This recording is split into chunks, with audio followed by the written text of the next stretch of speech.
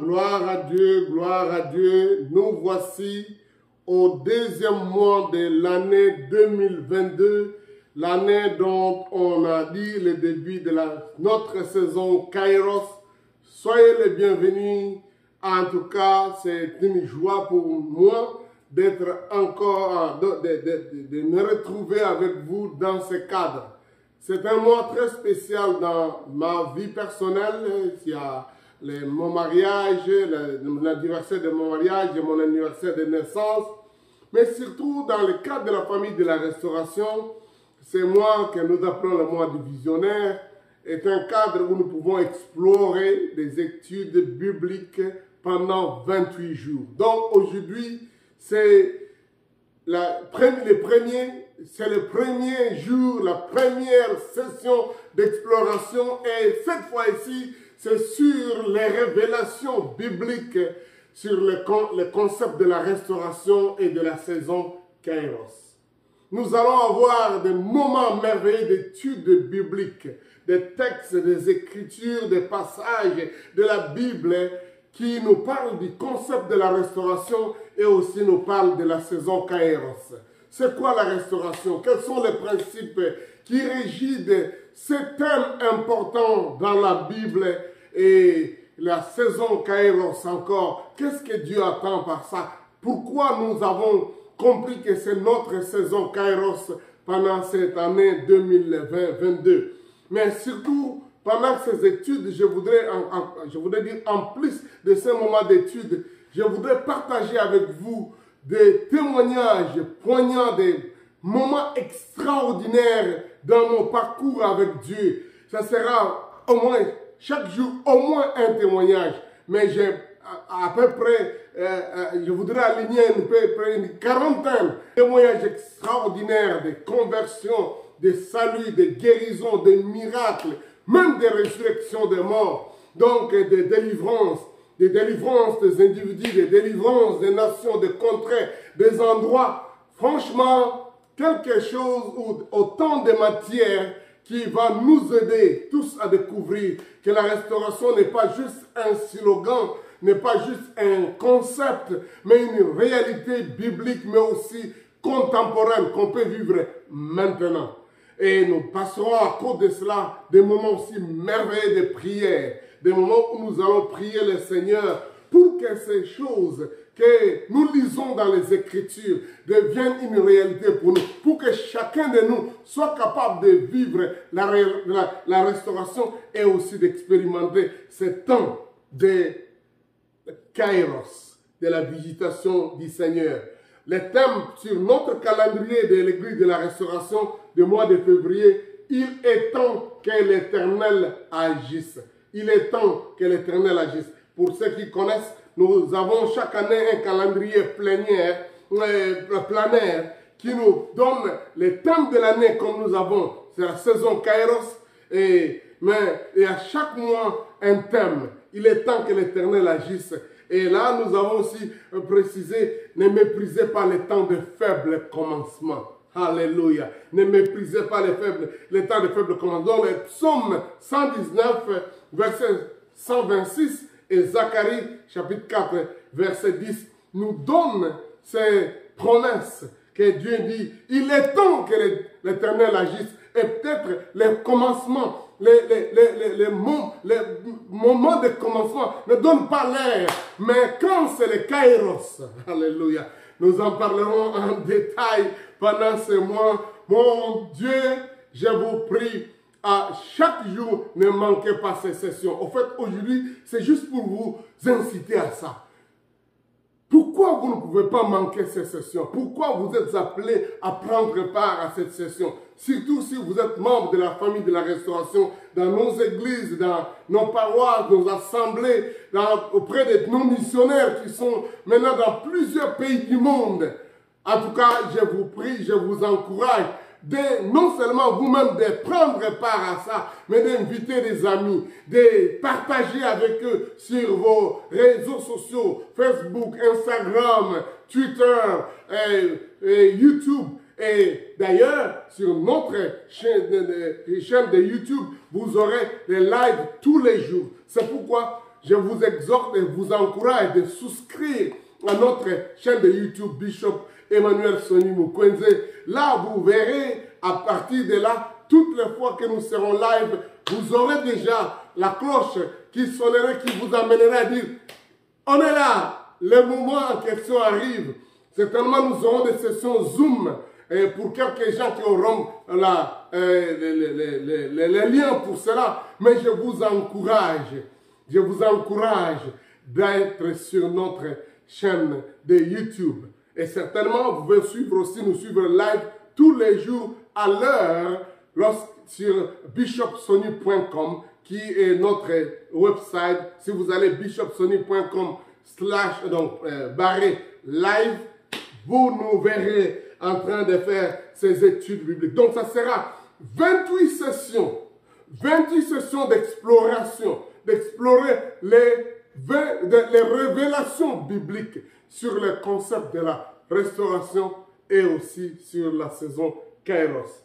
Si je voudrais que vous indiquiez les textes de base dans nos réflexions pendant tout ce temps, et je voudrais vous dire que chaque jour, je viendrai avec un texte, un sujet et un témoignage. Mais les textes de base que je voudrais lire avec vous, c'est d'abord Actes des Apôtres, chapitre 1, du verset 4 à 7. Et puis, Actes des Apôtres, chapitre 3, verset 16 à 21. Et 1 Thessaloniciens, chapitre 5, verset 1 à 2. Et Marc, chapitre 10, verset 27 à 30. Laissez-moi faire cette lecture de ces longs textes. Vous savez, pour ceux qui me connaissent, je suis le prédicateur de longs textes. Bon, cette fois-là, c'est plusieurs textes que nous mettons ça en grand comme ça. Donc, là, dans Actes des Apôtres, chapitre 1, verset 4 à 7, dit ceci. Comme Jésus s'est trouvé avec eux, ça c'est Christ ressuscité, il leur recommanda de ne pas s'éloigner de Jérusalem, mais d'attendre ce que le Père avait promis. Ce que je vous ai annoncé, leur dit-il, car Jean a baptisé d'eau, mais vous, dans peu de jours, vous serez baptisés du Saint-Esprit.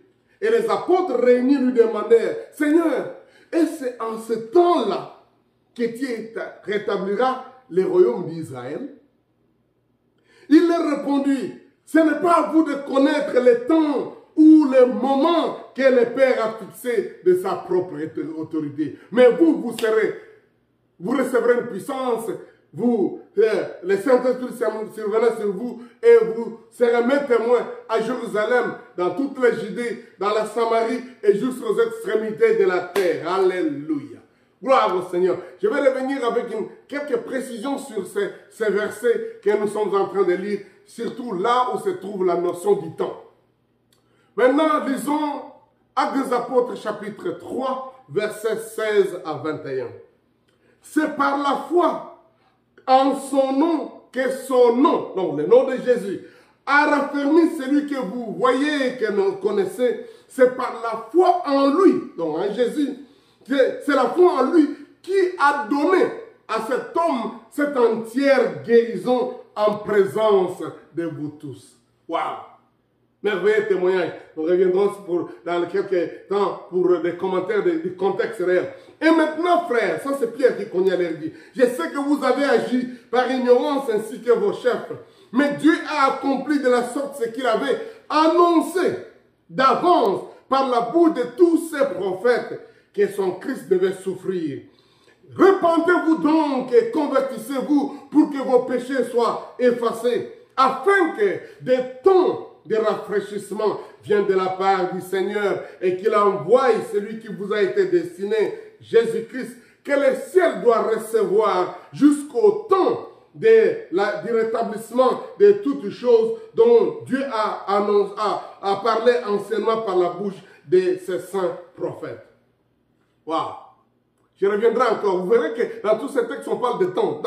Mais je reviendrai tout à l'heure pour cette... Parce que c'est ça qui va être l'objet de nos genres d'études pendant ce temps. 1 Thessaloniciens chapitre 5, le verset 1, 2 dit ceci. Pour ce qui est de temps et de moments et de saisons, vous n'avez pas besoin, frères, qu'on vous en écrive.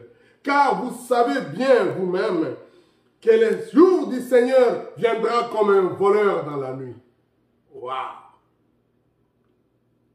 Marc, chapitre 10, du verset 27 à 30. Voici la lecture. Alléluia. Jésus les regarda et dit, cela est impossible aux hommes, mais non à Dieu, car tout est possible à Dieu. Et Pierre s'est mis à lui dire, Seigneur, nous avons tout quitté et nous t'avons suivi. Jésus répondit, je vous l'ai dit en vérité, il n'est personne qui ayant quitté à cause de moi et à cause de la bonne nouvelle, sa maison, ou ses frères, ou ses sœurs, ou sa mère, ou son père, et ses frères, ou ses enfants, ou ses terres, mais reçoivent au centuple, présentement dans ce siècle-ci, des maisons, des frères, des sœurs, des mères, des enfants et des terres avec des persécutions, et dans les siècles à venir, la vie éternelle. Waouh!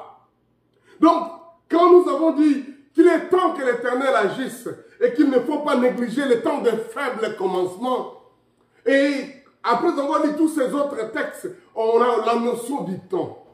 On a la notion du temps. Oh mon Dieu, c'est important pour nous, parfois, de nous référer à des mots dans leur contexte et surtout dans leur contexte des termes originaux.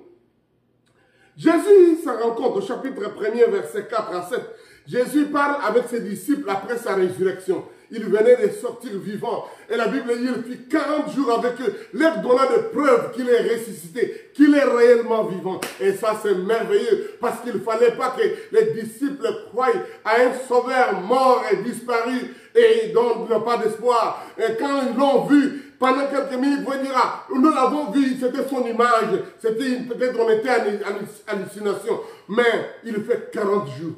Il mange avec eux, il parle avec eux, il leur donne des preuves. Je suis vivant, alléluia. J'aime le christianisme parce que c'est une religion où c'est une vie de preuves.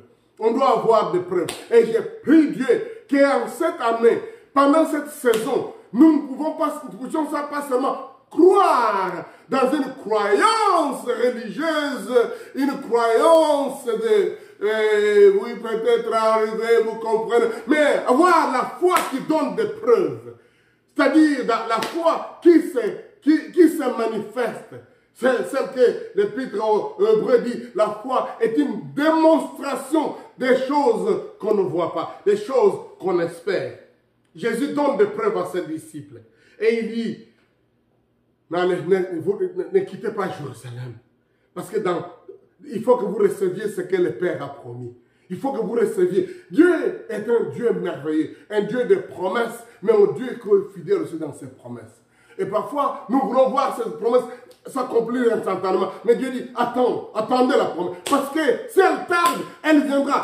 Son temps est fixé. Elle arrivera, la révélation, la vision, la prophétie, la promesse, elle s'accomplira certainement. Si elle tarde, attends-la. S'il tarde, attends-la, elle s'accomplira certainement. Et Jésus dit aux disciples, attendez, il dit, quoi? Il dit, dans peu de jours, dans peu de jours, dans peu de jours. Donc, la notion du temps, dans peu de jours, et j'ai prié Dieu que dans peu de jours, 28 jours probablement, ça va mettre ce temps, mais aussi, peut-être, avant même qu'on termine les 28 jours, certains d'entre nous vont expérimenter cette visitation du Seigneur, cette manifestation du kairos de Dieu. Alléluia.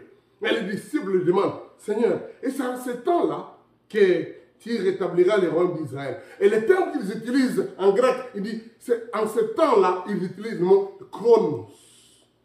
C'est à ce chronos, c'est-à-dire à ce temps chronologique de la montre, ce temps linéaire, dans l'époque là, que tu rétabliras le royaume d'Israël. Jésus dit, non, ce n'est pas à vous de connaître le chronos ou le kairos que le Père a fixé de sa propre autorité. Donc il utilise des mots. Il y a beaucoup de versions où il dit, ce n'est pas à vous de connaître les temps ou les saisons, les temps ou les moments. Et les mots, la première partie dit, ce n'est pas à vous de connaître les chronos, ce n'est pas à vous de connaître les deuxième mot dit, les moments, les saisons, les kairos.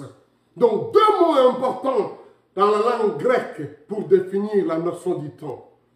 Je dis bien, nous prendrons le temps pendant tous les autres jours de nos études pour découvrir un peu la profondeur et surtout pas seulement la notion des temps chronologiques, mais le temps kairos, qui est le moment opportun, le moment qu'il faut, les moments importants, les moments favorables, les moments qu'il faut. Nous parlerons de ça un peu plus en détail. Jésus dit, le Père a fixé ce moment-là, ce moment opportun, cette période spéciale qui arriverait. Alors, dans le chapitre 3 des Actes des Apôtres, donc Pierre est allé au moment, à l'heure d'aller au temple, à l'heure de la prière, l'heure chronologique. Il y a des moments où on dit, notre culte commence à 17 h. Notre culte commence à 11 h. Non, donc, les disciples de Jésus avaient, comme dans la tradition juive aussi, comme la plupart de nos réunions, les heures de prière. Et ils arrivent à l'heure de la prière au temple. Et Dieu avait plus que besoin de voir que les gens qui respectent l'heure de la prière reçoivent, expérimentent l'heure de Dieu, le temps de Dieu. Et là, il y avait un homme qui était paralytique, qui savait que des gens de bonne volonté, des gens bienveillants, des gens bons venaient prier à cette heure-là de la prière. Et comme il était paralytique, il était devenu mendiant, en fait vivant de la bienveillance, la générosité de ces gens-là qui viennent prier. Et il savait que c'est à cette heure-là où les gens sont dans la passe, le désir d'aller voir Dieu, d'aller donner leur offrande au Seigneur, ou de manifester la communion fraternelle, qu'ils auront pitié de moi. Ils me donneront un peu de monde. Et la famille l'a mené là-bas pour être là tous les jours. Donc l'homme, on dit qu'il est né en paralytique et il avait près de 40 ans. Donc on peut imaginer combien d'années, combien de tours on l'a amené à chaque jour de prière à cet endroit-là. Parce qu'on dit, on l'amenait toujours. Il restait à la belle porte. On le connaissait. Tout le monde connaissait. Et ces jours-là, il est venu à l'heure de la prière, à l'heure de l'aumône, à l'heure de la mendicité. Mais Dieu avait quelque chose de spécial pour lui, pour l'heure, la saison, les kairos de sa guérison. Alléluia. Alors, la Bible dit, Pierre est arrivé et dit, l'or et l'argent, nous n'en avons pas. Mais regarde-nous, regarde-nous. Oh, il dit, peut-être ils vont me donner quelque chose. Il dit, ce que j'ai au nom de Jésus, lève-toi et marche. Et la Bible dit, à l'instant même, au kairos, à l'instant même, l'homme bondit, sauta et commença à marcher, louant Dieu dans le temple, sautant avec les gens. Alléluia, il m'a guéri, voilà mon bien, je peux marcher. Parce que quand c'est le temps de Dieu, alléluia, l'instant, le moment où, quand nous parlons notre texte de la Bible, parle de le moment où l'eau bouge. Nous reviendrons sur ça. On reçoit la guérison. Et alors, donc, il est guéri. Et les gens sont émerveillés. Ils regardent Pierre. Comment vous avez pu faire ça? Pierre regarde. Non, ce n'est pas à cause de notre piété. Ce n'est pas à cause d'une puissance spéciale que nous avons. C'est la foi dans le nom de Jésus. Parce qu'il avait dit, l'or et l'argent, j'en ai pas. Mais ce que j'ai, au nom de Jésus, lève-toi et marche. Il dit, c'est par la foi en son nom que ce nom-là a raffermi, guéri, raffermi, a restauré, a redonné la fermeté aux ossements, aux membres, aux muscles, aux ligaments qui ne marchaient pas, qui les gardaient paralysés, qui les faisaient un impotent. Il dit, ce nom-là, cette foi dans ce nom-là a restauré, raffermi celui que vous voyez, que vous connaissez. Et la foi en lui a donné à cet homme cette entière guérison, alléluia, en présence de vous tous. Je parle de raffermir, restaurer. Il dit, et maintenant, je sais que vous autres, vous avez fait tuer ce Jésus, mais je voudrais vous dire une chose. Maintenant, Dieu a fait cela parce qu'il devait accomplir ce qu'il avait annoncé par la bouche de ses prophètes, que Christ devait souffrir et qu'il devait ressusciter des morts. Maintenant, répentez-vous donc et convertissez-vous pour que vos péchés soient effacés. Verset 19. Afin que des temps, au pluriel, des temps de rafraîchissement viennent de la part du Seigneur. Et ça nous intéresse. Cette petite phrase, des temps de rafraîchissement viennent de la part du Seigneur. Le mot qui est utilisé là, les temps au pluriel, c'est kairos. C'est un moment opportun, c'est un moment spécial, c'est un moment de la visitation, c'est un moment favorable. Comme cet homme est arrivé à l'heure de la prière habituelle de Chronos, mais il reçoit à l'instant même, à l'instant kairos, la guérison. Il dit, si vous voulez, Pierre dit, si vous voulez recevoir, si vous voulez voir ce temps de la restauration de toutes choses, ce temps de rafraîchissement, ce temps de réveil, ce temps où on rentre dans la fraîcheur, où on est remis, on est raffermé, ce temps-là doit venir de la part du Seigneur. Mais pour ça, convertissez-vous et répandez-vous. Vos péchés seront effacés. Vous serez rafraîchis. C'est comme si on va encore remettre votre pendule à l'heure, comme on dit. On va mettre le compteur à zéro. Donc, c'est ça la puissance du Kairos. Il ne tient pas compte de la chronologie. Mais c'est un temps qui est refixé, remis en place. J'ai prié Dieu que quelqu'un qui se retrouve hors temps, alléluia, c'est qui se trouve et avoir été déclassé ou rejeté ou expiré. Alléluia. J'ai prié Dieu que Dieu là que nous prions puisse remettre la pendule à l'heure. C'est-à-dire remettre les compteurs à zéro. Comme si vous n'avez jamais péché, comme si vous n'avez jamais abusé, comme si vous n'avez jamais été abusé, comme si vous n'avez jamais souffert, comme si en train de revenir saint, propre, correct, sans culpabilité, sans péché. Dieu veut envoyer ce temps-là des réveils, de la nouvelle naissance.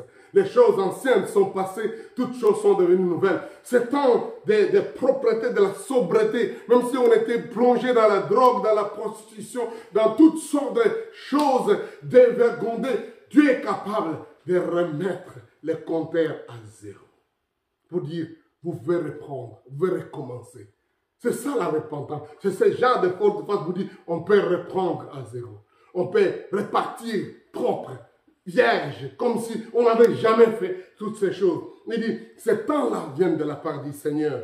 C'est ce que l'apôtre Pierre dit ici. En Thessaloniciens, Paul dit aux Thessaloniciens, il dit, pour ce qui est des temps, chronos, et des moments, kairos, vous n'avez pas besoin, frère, qu'on vous en écrive, car vous savez bien vous-même que le jour du Seigneur viendra comme un voleur dans la nuit. Il est vrai qu'il parle du retour du Christ, mais en même temps, il y a le temps chronos, mais il y a aussi le temps kairos, les moments.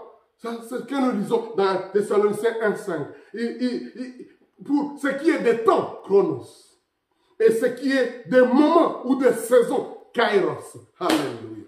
Parce que le Dieu que nous servons est un Dieu éternel, mais dans sa façon d'agir avec les gens, dans sa façon d'agir avec nous, dans son travail de restauration, dans son travail de reprendre et nous donner un nouveau ciel, et une nouvelle terre, de faire de nous, il y a son moment kairos. Il y a ce moment d'opportunité, il y a ce moment de salut, il y a ce moment favorable, il y a ce moment de restauration. C'est pourquoi Pierre a dit le temps de la restauration, ou la saison kairos, de la restauration et de rafraîchissement de toutes choses, doit venir de la part du Seigneur. Ça sera quelque chose, peut-être comme une surprise. Quelque chose, ce que l'œil n'a point vu, ce que le cœur de l'homme n'a pas pensé, ce que l'oreille n'a pas entendu. Mais Dieu a préparé cela. Et Dieu est le Dieu qui amène cela à l'accomplissement à ce moment-là, du moment accompli, lorsque le temps fut accompli. Nous parlerons de toutes ces en fait, comme on dit, les concepts, mais aussi surtout la richesse de cette réalité du temps, du kairos, de la restauration, de l'affranchissement. Au chapitre 10 de Marc, Jésus parle avec les disciples et il leur parle des choses et il dit, cela est impossible aux hommes, mais à Dieu, pas à Dieu, car tout est possible à Dieu. Tout est possible à Dieu. Tout est possible à Dieu. Et il dit, tout est possible. Et pour les hommes, c'est impossible. Peut-être vous trouvez aussi dans cette situation d'impossibilité. Cette situation où vous ne savez pas comment vous en sortir. C'est pour ça que j'ai dit que pendant cette saison, pendant cette 28 sessions, je parlerai de certains témoignages. Où vous verrez que j'ai eu peut-être des situations où je suis comme au bout, au coin, où il n'y a plus rien à faire. L'enfant est mort, la situation ne va pas. Mais c'est impossible aux hommes. Comment s'en sortir? Ne manquez pas le jour où je parlerai de ce témoignage où j'ai dit à Dieu, comment je vais sortir de cette situation? Et non seulement Dieu donc, a répondu à cette prière parce que finalement, je me suis en sorti d'une façon extraordinaire. Ça a changé ma destinée de la vie à partir de quelques temps après cet événement. Mais ces jours-là en particulier, Dieu m'a montré qu'il pouvait me sortir d'une salle avec porte fermée à clé, serrure, fermée. Il pouvait me sortir de là. J'ai dit littéralement, physiquement. Je me suis retrouvé dehors. Dieu a répondu à ma prière. Je disais, Seigneur, comment je vais m'en sortir de cette situation? Comment tu vas me sortir? Pouf! Il me montre, je suis dehors. Il dit, rentre dans la salle. J'entre dans la chambre, je frappe. Je dis, mais j'étais tout à l'heure à genoux en priant. Mais c'est moi, non? Mais je suis dehors. C'est pas vrai. La porte reste fermée à l'intérieur, comme je l'avais bien fermée pour ce mois de... Mais je suis dehors. Mon Dieu, qu'est-ce qu'il est en train de demander à Dieu? Dieu, montre-moi comment tu peux me sortir de cette situation. Et Dieu dit, pouf, à l'instant même, je me suis senti dehors. Alléluia. Bon, je reviendrai sur des genres de témoignages aussi surnaturels, aussi puissants, fulgurants, qui a transformé ma vie. Et après ce temps-là, j'ai vécu alors dans le train-train de tous les jours. J'ai vu la succession d'événements qui m'ont prouvé que non seulement Dieu a voulu que je sorte de cette chambre, mais il m'a sorti de la grande porte et il m'a mis dans la lignée des choses dont j'ai dû voir s'accomplir dans mon ministère depuis plus de 30 ans maintenant. Alléluia. Parce que Dieu est capable de nous sortir de ça. Et quand vous êtes dans cette période où tout semble impossible, vous dites comme Pierre, Seigneur, voici nous avons tout quitté, nous t'avons suivi Seigneur, j'ai donné mon argent, j'ai fait ce qu'il y a, nous avons tout quitté, qu'est-ce qui se passe? Je ne sais pas quoi faire, ça ne marche pas, à la maison on doit me faire partir, à l'école ça ne va pas, oh mon mari c'est difficile, Seigneur comment ça va se faire après tout ce temps que je me suis donné à te servir? Et Jésus dit, je vous l'ai dit en vérité, Marc chapitre 10, verset 29. Et je voudrais que chacun de nous saisisse ça comme son message, ton message, le message de Christ pour toi. Je vous l'ai dit en vérité, il n'est personne qui, ayant quitté à cause de moi et à cause de la bonne nouvelle, sa maison, ou ses frères, ou sa soeur, ou sa mère, ou son père, ou ses enfants, ou ses terres. Waouh! Il y a des gens qui quittent ça. Oui.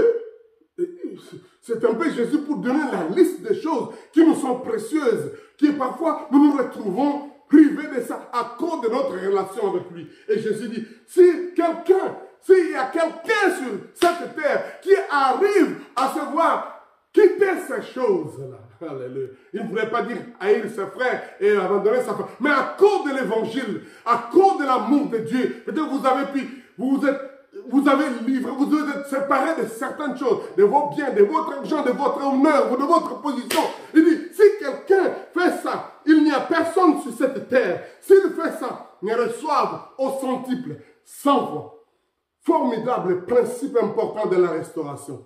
Tous, la mesure restaurée est supérieure en qualité et en quantité que la mesure perdue. Jésus dit, vous avez perdu une maison, vous recevrez 100. Vous avez perdu un frère, vous recevrez 100. Vous avez perdu une relation, vous recevrez 100. Oh, alléluia. au centuple, 100 fois. En fait, c'est une expression que Jésus voulait pas seulement extrapoler pour dire que vous ne pouvez pas recevoir la même chose, mais vous recevrez plus que ce que vous avez perdu. Job a reçu le double de ce qu'il avait perdu. Nous parlerons de plusieurs exemples bibliques. La Bible nous montre clairement le Dieu de la restauration vous restaure avec la mesure supérieure en qualité et en quantité par rapport à la mesure perdue ou à ce que vous avez laissé à cause de l'amour que vous avez pour le Seigneur. Et Jésus dit, mais ces choses-là, vous les recevrez présentement dans ce siècle. Et le terme qu'il utilise dans ce siècle ici, il ne parle pas de 100 ans. Il parle de kairos. Waouh! Pensez-y. Ce mot kairos, il est tellement riche, il est tellement fort que Jésus, donc la Bible l'utilise pour plusieurs choses. Et si Jésus dit, vous recevrez ces choses présentement dans ce siècle ici. C'est-à-dire avant d'aller au ciel. Pas plus tard, mais présentement dans ce siècle. Il ne parlait pas de siècle de 100 ans. Il parlait de kairos. Dans ce moment favorable. En grec, le terme qu'il utilise là-bas, vous recevrez présentement dans ce kairos. Dans ce moment où Dieu, le moment favorable, le temps accompli, alléluia. C'est ça nous disons, le temps de la restauration, la saison, kairos, c'est la saison de récupérer les choses perdues en quantité et en qualité supérieure. Waouh! Il dit, cet homme la recevra, présente au centuple, présentement dans cette saison de kairos, des maisons, des frères, des sœurs, de mères, des enfants et des terres, et avec des persécutions. Alléluia. Il avait déjà dit, vous aurez des tribulations à cause de moi. Si vous avez abandonné ces choses à cause de moi, à cause de la bonne nouvelle, il y aura certainement des persécutions. Jésus n'a pas dit que les chrétiens ne souffriraient pas. Peut-être c'est notre message, un message qui se répand aujourd'hui au nom de la grâce, la puissance du Seigneur, la grâce du Seigneur et que les chrétiens ne vont pas souffrir. Non, non, non, Jésus n'a pas dit ça. Il a dit, vous recevrez 100 fois ce que vous avez pu libérer, peut-être à cause de ça, dans la persécution.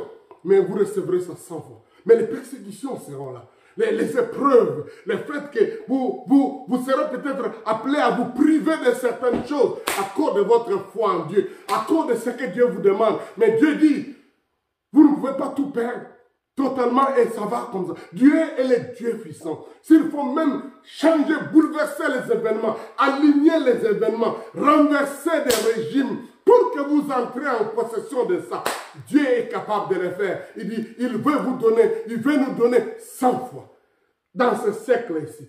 Et puis, après, dans les siècles à venir, dans ce moment kairos, nous recevrons la vie éternelle. En quelque sorte, je voulais dire, quand on s'accroche à lui, à cause de lui, et on croit à la bonne nouvelle, on se donne. À cause de lui, on abandonne certains succès, certaines choses que nous recevions, que nous aurions vu jouir avec dans les péchés. Si nous abandonnons ces choses-là, à cause de la bonne nouvelle, à cause du royaume de Dieu, nous recevons ces choses ici sur terre, dans ce siècle ici, dans ce temps kairos, 100 fois ces choses. Et après, nous recevrons aussi la vie éternelle. Donc, en quelque sorte, comme je dis souvent, donc, Christ ne nous prive pas d'être heureux sur cette terre.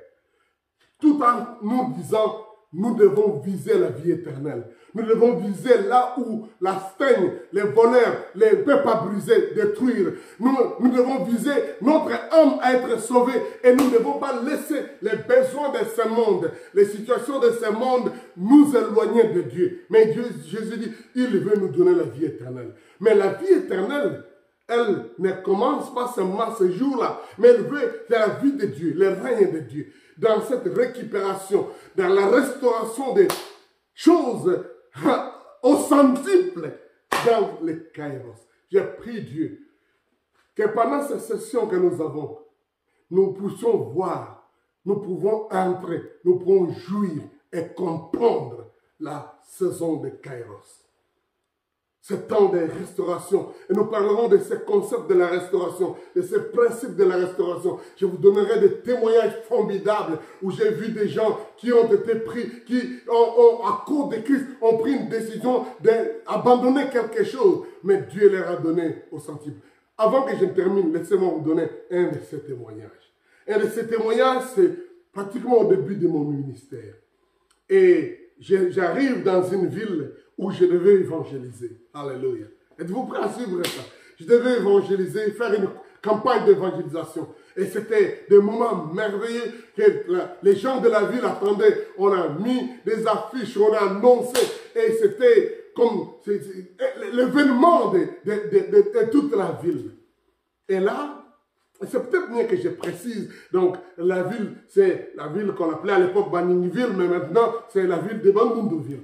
Et j'arrive là-bas. Et la personne qui m'accueille, la personne qui est en devant de l'organisation, parce que c'est quelqu'un que j'avais déjà, à qui j'ai partagé l'évangile dans un voyage avant, et avec qui on s'est dit, bon, on va organiser plus grand travail, une grande croisade au terrain, au stade, et les gens. Alors là, la personne qui est vraiment mobilisatrice de ces choses était un directeur dans une grande entreprise de la ville. La plus grande entreprise de la ville. La plus grande, en tout cas, la plus grande. Et il était un des directeurs. Peut-être le second, le troisième, j'ai oublié, mais peut-être comme chef de production, quelque chose.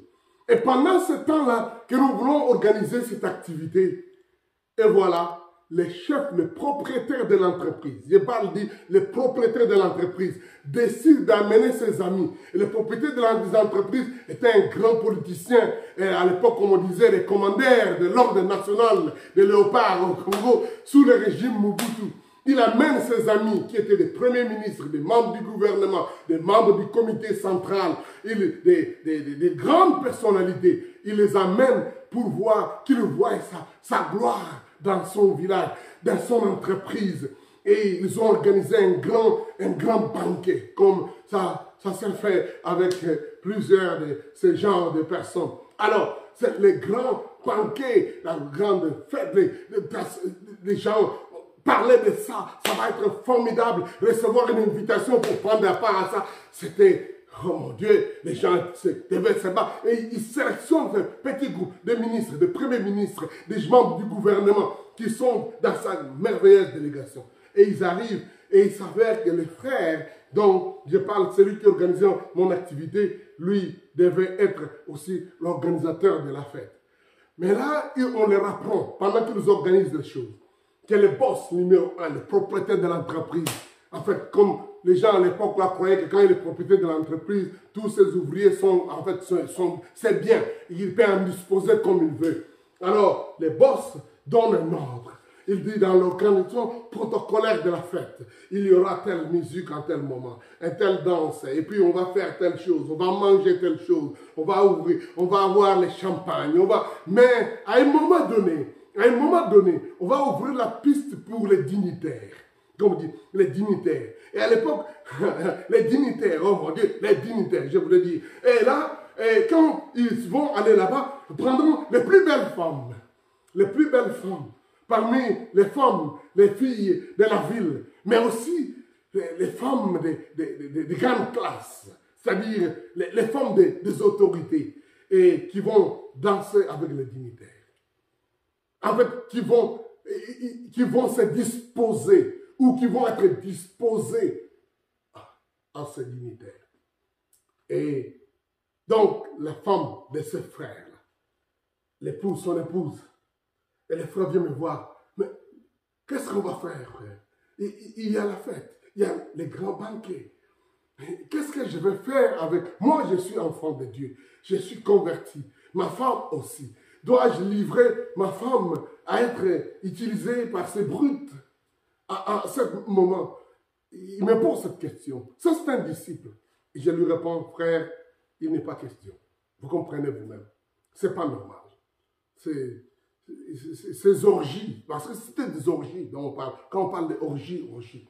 Donc, ce n'est pas normal que tu livres ton épouse. Mais il dit, mais on va la demander en public. J'ai dit, oui, tu diras poliment à ton chef que ce n'est pas possible. Alors, il dit, bon, on va voir, on va prier. On a prié, il pleurait, priait. On dit, bon, on va voir. Ils arrivent à la fête, ils sont là. Comme lui, il est une des autorités de l'entreprise. Donc, il est en position avec sa femme, en position en exergue. Donc, près de la grande piscine où les gens vont être sacrifiés à l'abattoir, s'il faut dire.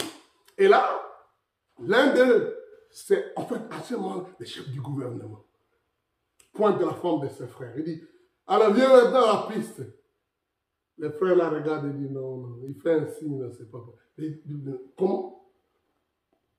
Il dit, non, ma femme ne veut pas. Il tient la femme, il dit, reste. Il regarde, il dit, quoi? Il demande à son ami, il dit, ici, on ne connaît pas l'expression de l'époque, c'était la disponibilité permanente. Oh Dieu, ceux qui n'ont pas vécu à cette époque-là ne comprennent pas. Disponibilité permanente. C'est-à-dire, vous devez être toujours disponible. Que ce soit votre fille, votre enfant, disponible. Elle doit être disponible à la disposition, mise à la disposition. Mais qui est cet homme qui refuse? Il fait le signe à son ami, le propriétaire de l'entreprise. Il dit, mais c'est là, tu as dit, ici, oui, c'est un de mes directeurs ici. Il dit, sa femme, elle est belle quand même. Quoi. Il dit, non, le frère dit non. Alors, son chef vient dire, qu'est-ce que tu veux dire? Pas de disponibilité permanente? Il dit, non, pas mon épouse. Moi, je suis devenu chrétien. Hein? Qu'est-ce que tu veux dire? Bref. Ils ont trouvé une autre personne qui est allée danser avec les chefs de gouvernement et tous les autres. La fête termine. Ils savaient déjà que les choses vont être terribles. Les carottes sont presque cuites pour les frères. Le lendemain matin, le chef de l'entreprise l'appelle ici. Mais je viens ici. Qu'est-ce qui se passe? Comment expliquer ces choses?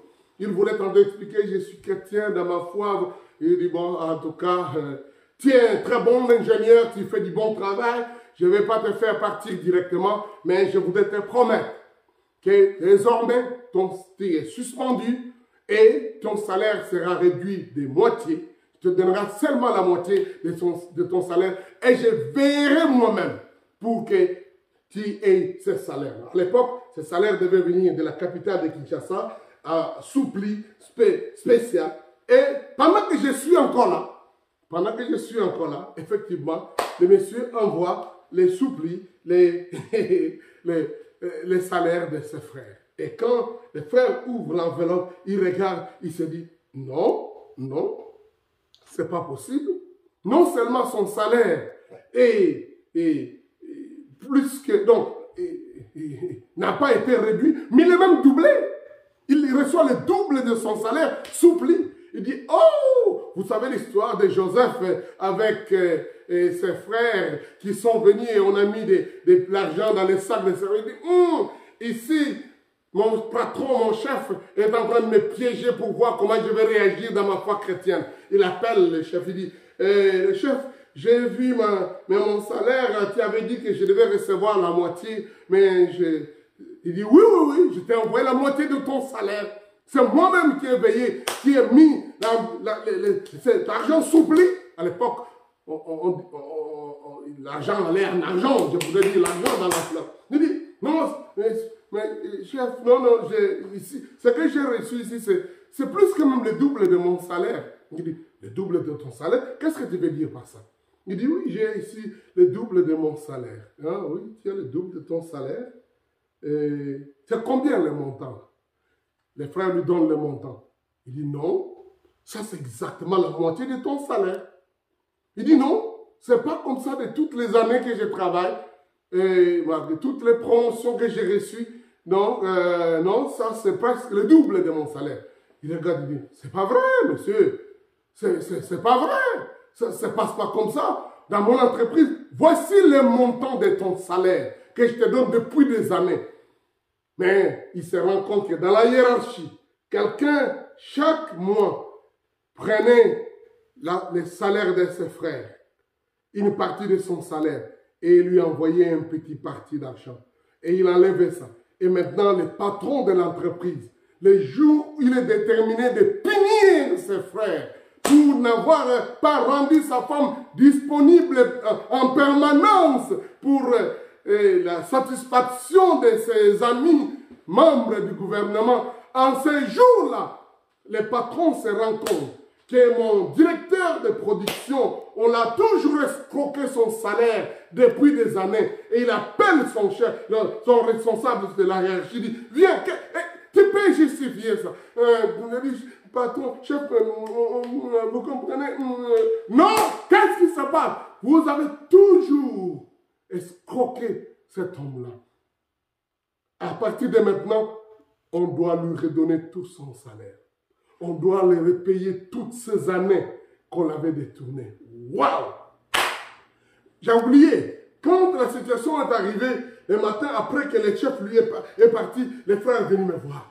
J'ai dit, on ne va pas maintenant, je ne sais pas, j'ai perdu le travail. Il dit non, je ne vais pas perdre le travail, mais on m'a dit, on va me réduire le salaire, comment on va commencer à vivre? Sa femme commençait à trembler. J'ai dit, mon frère, je ne sais pas quoi te dire, mais Joël, le chapitre 2, verset 25 dit, je vous restaurerai les années qu'on dévorait les sauterelles. Je ne savais pas ce qu'il était en train de dire. Mais je lui ai dit, voici ce texte-là. Dieu dit qu'il vous restaurera les années qu'on dévorera les sauterelles. Je pensais qu'on va te couper le salaire, mais après un temps, peut-être Dieu te donnera un bon poste, Dieu te fera. Mais bon, voilà. Les jours là maintenant, les grands patrons se rendent compte qu'on avait toujours escroqué, que son salaire était chippé par quelqu'un pendant des années. Et l'entreprise est obligée maintenant de les dédommager, de les restituer, de les restaurer. On a restauré ce frère de toutes ces années. De toutes ces années dont on l'avait détourné. On avait la mesure restaurée. La mesure restaurée est supérieure en quantité et en qualité par rapport à la mesure perdue. Et les frères, je me souviens, on a fêtoyé, on a loué le Seigneur. Je ne vais pas vous dire tous les autres détails qui ont arrivé. Quel bien il s'est fait faire à cause de cet incident. Alléluia. Les dieux de la restauration. Nous aurons des témoignages comme ça ici. Et vous entendez. Ce sont des choses réelles, profondes. Et je peux comprendre pourquoi désormais ce frère est devenu très engagé, très attaché au Seigneur, parce que le Dieu de la restauration agit encore. Il se manifeste, il restaure réellement. Et c'est ma prière que le temps de rafraîchissement vienne de la part du Seigneur. Le moment Kairos.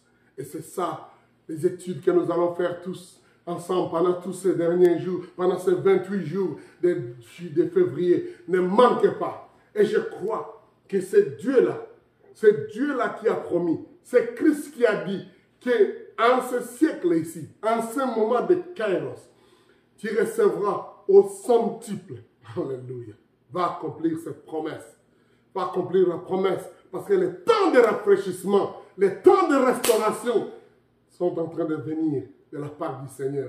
Que le Seigneur te visite, que le Seigneur nous visite, que le Seigneur se manifeste, que la grâce de Dieu soit avec vous. Demain, on se revoit, on continue avec cette série 28 révélations, 28 sessions de révélation du concept de la restauration et de la saison de Kairos. Alléluia.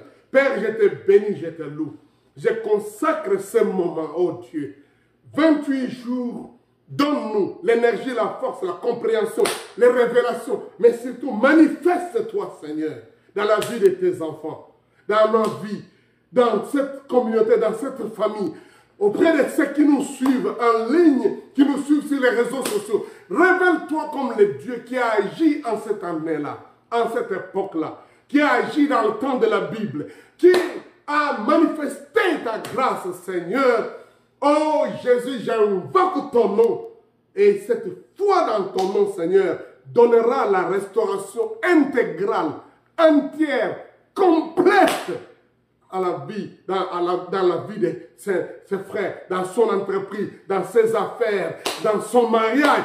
J'ai dit restauration complète, entière, avec la mesure restaurée, supérieure en qualité et en quantité par rapport à la mesure perdue. Merci Jésus. Au nom de Jésus, nous avons aussi prié. Amen. Gloire à Dieu. Alléluia. J'ai dit, partageons ces choses. Chaque jour, on se retrouve. 28 jours de grâce extraordinaire, d'études, des révélations et de prières et de témoignages extraordinaires. Alléluia. Au sujet de ce concept de la restauration et de la saison de Kairos. Laissez-moi relire ce texte de Pierre. Repentez-vous donc et convertissez-vous pour que vos péchés soient effacés, afin que les kairos de rafraîchissement viennent de la part du Seigneur. Alléluia, alléluia. Que les kairos de la restauration viennent de la part du Seigneur. Si vous n'avez jamais reçu Jésus comme votre Sauveur et Seigneur, il est temps de vous repentir et de vous convertir. Dites, Seigneur, pardonne-moi, lave-moi, purifie-moi de mes péchés. Je ne te connaissais pas, j'ai agi par ignorance, j'ai fait de mauvaises choses, mais purifie-moi, lave-moi. Je voudrais devenir un enfant, ton enfant, Seigneur, ton fils. Purifie-moi, Seigneur, donne-moi la vie. Parce que Christ est mort, tu es mort pour moi et tu es ressuscité. Je crois et j'accepte cela. Merci, Seigneur. Alléluia. Amen. Si tu as fait cette prière et si c'est là de tout cœur, je peux te rassurer, le Dieu vivant a fait son entrée dans ta vie et tu ne seras plus jamais le même. On se revoit demain. Nous avons 27 jours pour continuer et terminer nous venons que de commencer cette session, mais nous irons jusqu'au bout et tu termineras avec nous. Alléluia. Que Dieu vous bénisse. Alléluia. Gloire au Seigneur. Amen.